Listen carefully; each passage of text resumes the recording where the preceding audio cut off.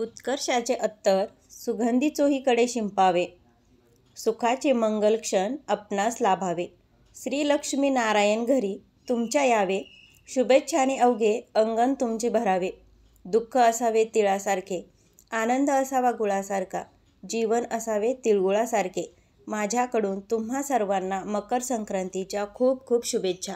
नमस्कार मंडळी, मी अनिता तुमचं खूप सारं स्वागत करते आजच्या व्हिडिओमध्ये. तर मंडळी, आजच्या व्हिडिओमध्ये मी तुम्हाला मकर संक्रांतीविषयी संपूर्ण माहिती सांगणार आहे. तर मंडळी, नवीन वर्षातील पहिला सण हा मकर संक्रांती संपूर्ण भारतात अगदी मोठ्या उत्साहात साजरा केला जातो आणि विशेषतः महिलांमध्ये हा सणाचा उत्साह अधिकच असतो. मकर संक्रांतीच्या सणाला विशेष महत्त्व असते. तसं तर आपण जर पाहिलं तर प्रत्येक महिन्यात संक्रांत येत असते, पण सूर्याच्या एका राशीतून दुसऱ्या राशीत प्रवेश करण्याच्या प्रक्रियेला आपण मकर संक्रांत असं म्हणतो.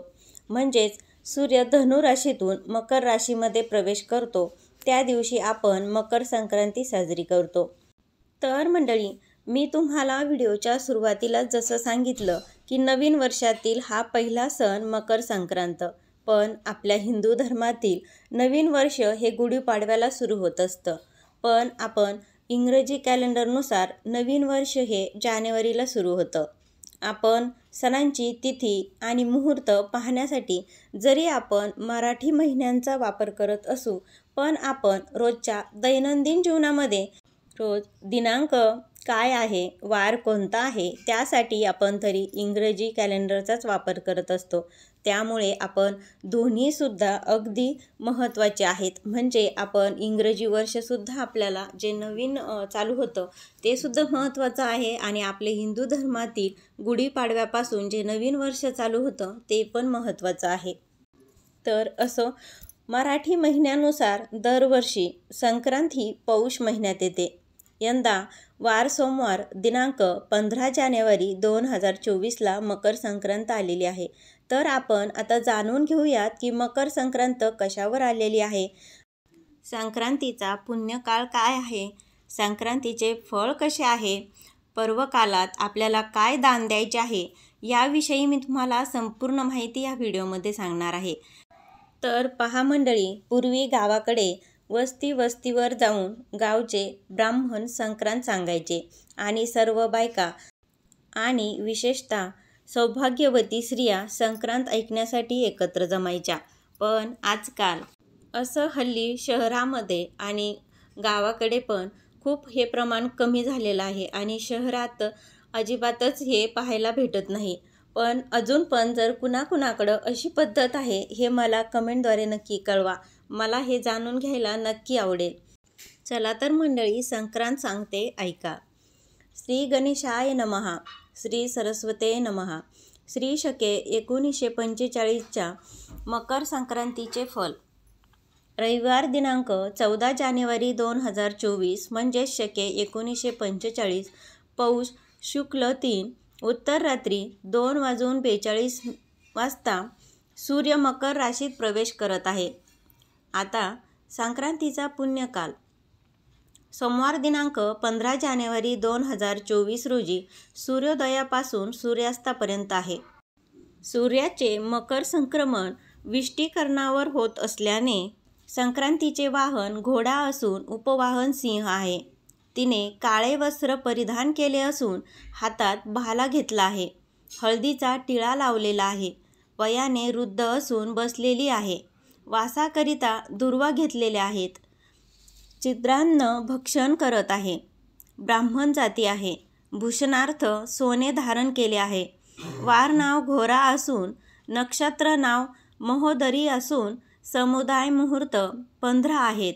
उत्तरेकडून दक्षिणेस जात आहे आणि नैऋत्य दिशेस पाहत आहे. आता संक्रांतीचे फल जाणून घेऊयात. संक्रांतीने ज्या वस्तू परिधान केल्या आहेत त्या वस्तू महाग होतील. संक्रांती जेथून आली आहे तेथील जनतेला सुख प्राप्त होईल. आता मी तुम्हाला संक्रांतीच्या दिवशी काय दान करावं याबद्दल थोडक्यात सांगते.